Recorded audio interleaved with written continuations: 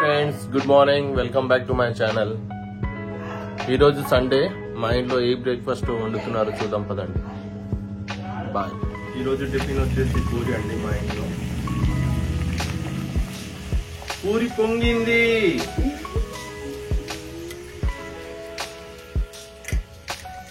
Oil observe చేసుకుంటుంది tissue paper. ఎంత బాగుంది చూడండి పూరి. మళ్ళీ పొంగింది పూరి. కుతకుతలాడుతుంది పూరి. ఎప్పుడు నేను చేస్తే పూరి తింటావు కానీ ఒకసారి నేను పూరి చేస్తావా నా కోసం అని అడిగింది నా వైఫ్. సరే పూరియే కదా నేను చేసి పెడతాను కదా అని వచ్చాను కిచెన్లోకి. వెంటనే పిండి తీసి చపాతీలాగా రబ్ చేశాను. దాని తర్వాత ఈ ఆయిల్లో పూరి వేసానండి. కాకపోతే ఏమైందంటే నూనె వచ్చి బయటపడ్డది.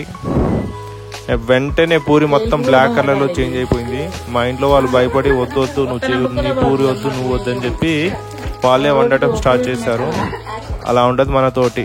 మనకు టీ పెట్టుకోవడమే సరిగా రాదు, వీళ్ళు పూరి చేయి పూరిలో కుర్మా చేయంటే ఎలా వస్తుందండి మనకి. కొంతసేపు అయిన తర్వాత నా వైఫే నా కోసం ఒక 4 మంచి పూరీలు వేసి పెట్టింది. దాంతో మనం తినడానికి సిద్ధమైపోయాము. దాంతోపాటు మా వైఫ్ ఎగ్ కుర్మా చేసింది. దాంట్లో ఆలు వేసి చాలా టేస్టీగా ఉంది. పూరికి అయితే కరెక్ట్ కాంబినేషను. పూరి టేస్ట్ ఎలా ఉంది అని అడిగింది నా వైఫ్. బాగుందని చెప్పాను.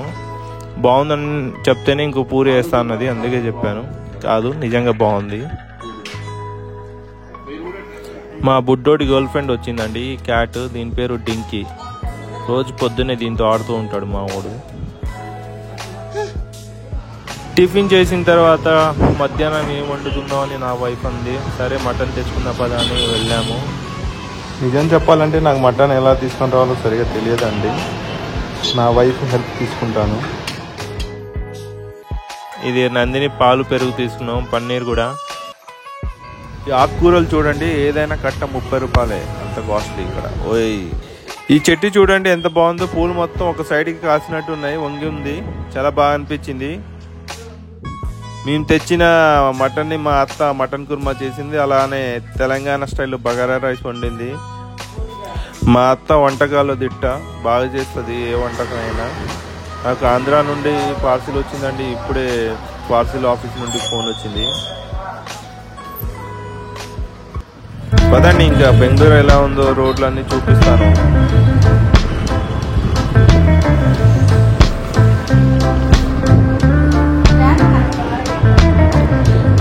చెట్లు అయితే ఫుల్గా ఉంటాయండి బెంగళూరులో. రోడ్కి 2 సైడ్లో చూడండి ఎంత చల్లగా ఉందో. ఎండాకాలం కూడా చల్లగా ఉంటుంది because of this beautiful trees.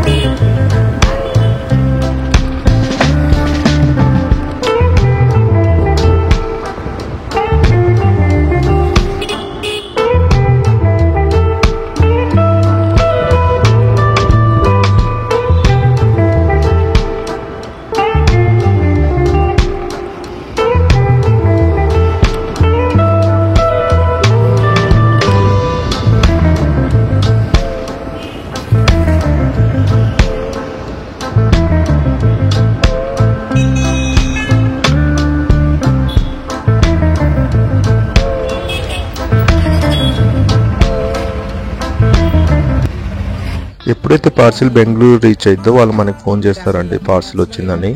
మనం వెళ్ళి తెచ్చుకోవడమే.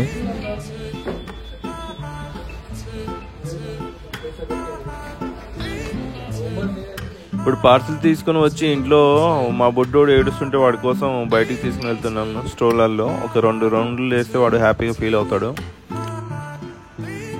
వాడిని స్ట్రోలర్లో తిప్పుతూ నాకు కొంచెం వాకింగ్ కూడా అయింది.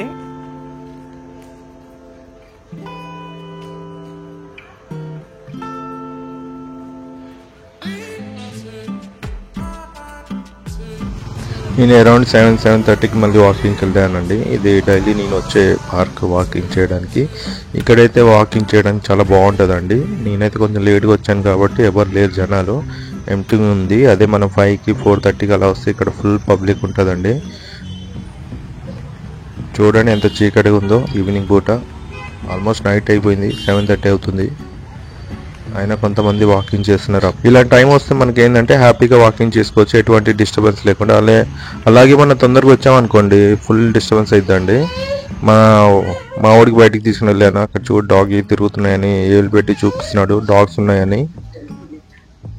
ఈ వీడియో మీరు ఇక్కడ వరకు చూసినట్లయితే ప్లీజ్ లైక్ చేయండి. ఎవరైతే నా ఛానల్ని ఇంకా సబ్స్క్రైబ్ చేసుకోలేదో please subscribe my channel for more interesting videos. Bye.